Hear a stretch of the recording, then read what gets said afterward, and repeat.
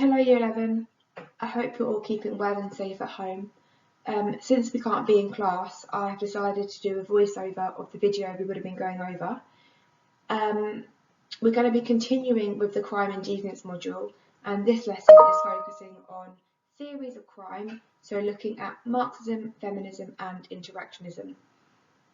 I have also attached a copy of this PowerPoint to show my homework, and I'd like you to complete all the questions and activities on the PowerPoint in the boxes provided, and then you can submit this PowerPoint back to show my homework at the end of the lesson, and I'll mark it and give you feedback. So as a starter activity, I would like you to use the word bank at the bottom of the screen and the two images either side to write a very short paragraph on what you think Marxists believe about crime and society. Okay, now this hasn't got to be spot on, I just want you to give it a go, and I want you to try and use all the words in the word bank as you can, as many as you can, along with the pictures to help you. Okay, so just pause me as you complete this task. Okay, so hopefully you've all managed to complete that. Let's move on to the beginning. So just to kick things off a bit, I'd like you to read the article that I have attached on Show My Homework, and this article is all about 0-hour contracts. So I just want you to, on your own PowerPoint that you have in front of you, I want you to read the article, and then I want you to answer the 3 bullet pointed questions that are on your PowerPoint. So I want you to summarise in a little bit of detail what the article is about, and I want you to discuss, is what is happening in your article illegal?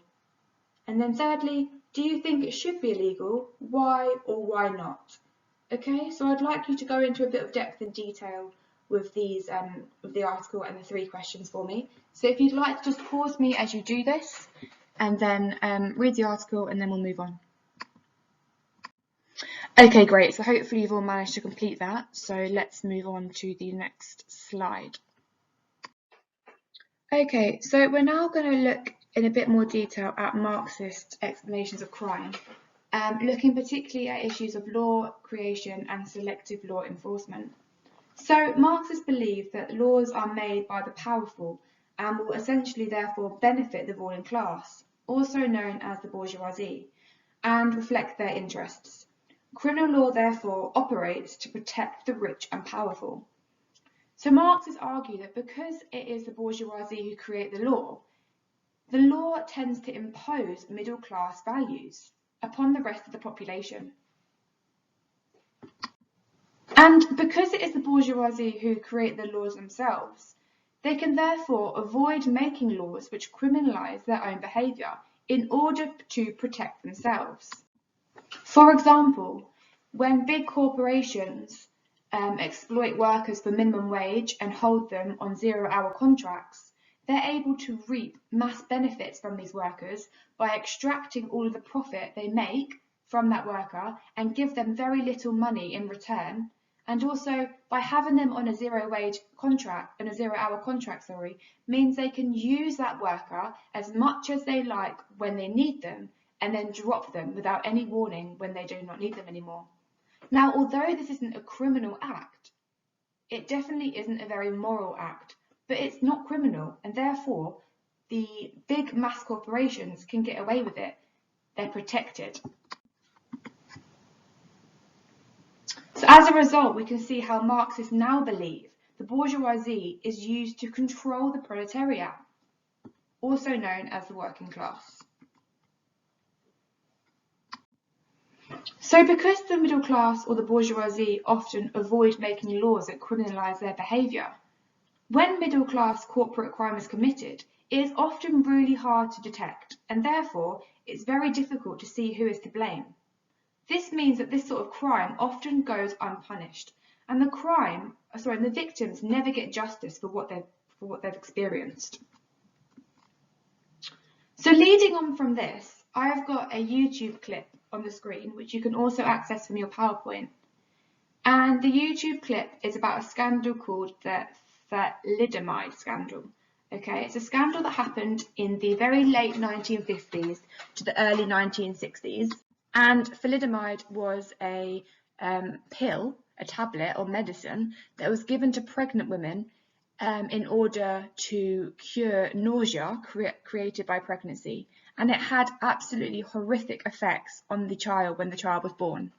So I want you to watch the clip on the thalidomide scandal and explain how what you are seeing supports Marxist explanations of crime. And in doing so, I'd like you to finish off this sentence below.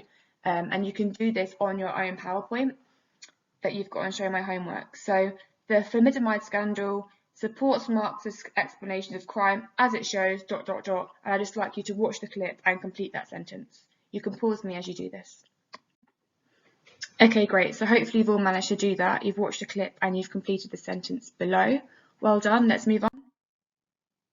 Okay, so another little task here just to strengthen your understanding of the Marxist explanation of crime.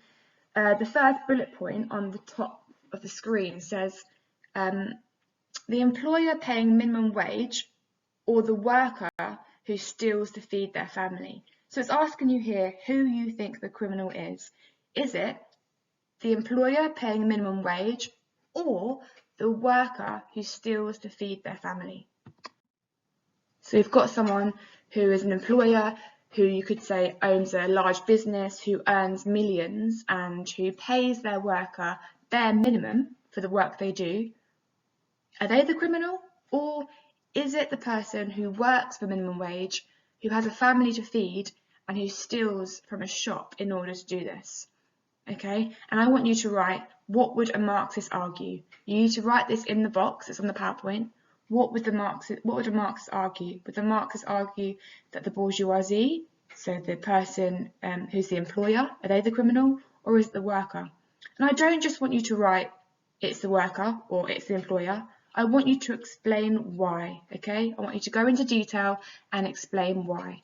So it might be useful to go back a slide to see what we spoke about on the previous slide about Marxism crime to inform your answer here. Okay, great. So hopefully you've all managed to do that. So let's move on to the next slide. So Marxists also talk in great detail about this issue of individual motivation. They argue that because we live in a capitalist society, there's constant competition and a desire for consumerist goods. For example, wanting the latest mobile phone, for example. And those living in poverty aren't able to compete in the consumer world and therefore may be driven into relative deprivation, or what we guys know as material deprivation. They may be deprived of the material goods.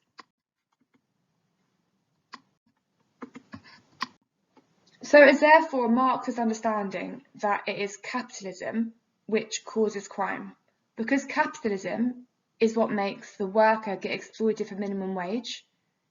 Okay, they're exploited for minimum wage by the ruling class, and this leads to an ever-increasing wealth of one class and an ever-increasing poverty of the other. So those living in poverty, they still live in a consumerist society, they still want those goods, they still want the latest mobile phone. But this exploitation of the ruling class over the working class means that they don't have feasible ways of attaining those material goods, those consumer goods. So Marxist says it's therefore not surprising that those who cannot afford the basic necessities of life might turn to crime to provide their employers with what they might turn to crime to provide what their employers do not. Okay, so it is expected that the exploited working class will sometimes express their frustration and anger at their exploitation through either violence or criminal damage or theft. So a really interesting take on this is that the values of capitalism are therefore criminal values. The aim of the capitalist society is to get as much money and wealth as possible, irrespective of how that might harm other people. Well, how is that different to criminal values? It's not, but one is punishable by law and the other one isn't. So in an exam, you will always have to provide criticisms, okay, of an argument you're making. So let's practice doing that right now. So many critics of Marxism, argue that Marxists overemphasize class inequality in relation to crime, and in doing so, they completely ignore other inequalities such as ethnicity and gender.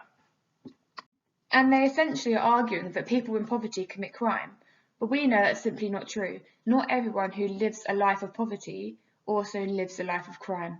So it overestimates the amount of people living in poverty relational to those who commit crime. So I'd like you to answer the questions that are on your PowerPoint screen in the box provided on the PowerPoint, ready to submit to me when we finish this lesson so I can look over them. And I'd like you all to have a go at the challenge question as well.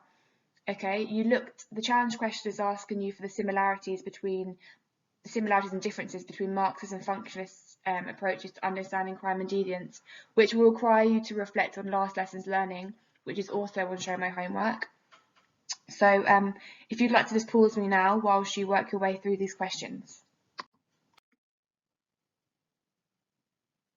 Okay, great. So hopefully you have now all managed to complete those questions on criticisms of Marxism. I now want you to shift your attention towards both interactionist and feminist explanations of crime. And to do this, I have taken pictures of the necessary pages of the textbook that you might need to help you. So this is pages 230 and 231, which you'll find on Show My Homework. And on the next slide of your PowerPoint, you have got all of the questions that you need to answer. So I'd like you to simply fill in the blank spaces using the textbook to help you for both interactionism and feminism, and looking at both their explanations of crime. Okay, so if you'd like to pause me and just take 10-15 minutes or so to work your way through these questions, I'd like you to answer them in full and as much detail as you can.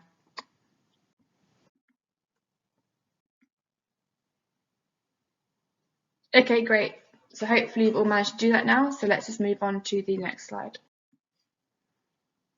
Okay, so you guys are all familiar with labelling theory, Howard Becker. You would have looked at labelling a moment ago when you completed the questions for interactionism. You would have just revisited that ever so slightly. So what I'm going to ask you to do now is read with me as we read through this slide. So Howard Becker is an interactionist, and obviously he coined labelling theory. So interactionists argue that there is no such thing as deviance. It is only acts which are labelled as deviant. And therefore, deviance is a social construct. What is considered criminal or deviant depends on time and place.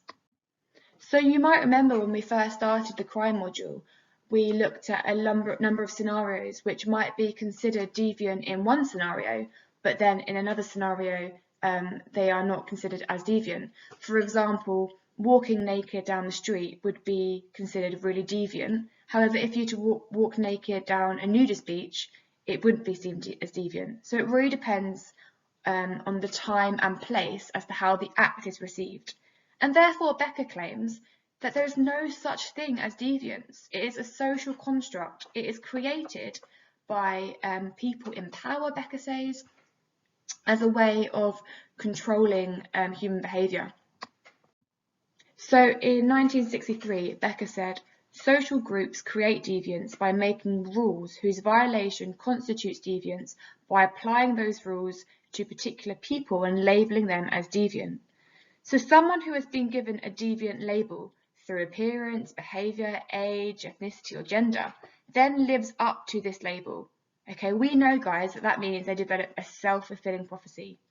And when they live up to this label then becomes the master status of the individual. So they then become deviant. A really important word here, guys, is master status. So when a person's label as criminal becomes internalized, and their criminal status takes over their previous status. So their label becomes their master status. Their label as deviant or criminal becomes their master status. So master status can only happen when a self-fulfilling prophecy has taken place.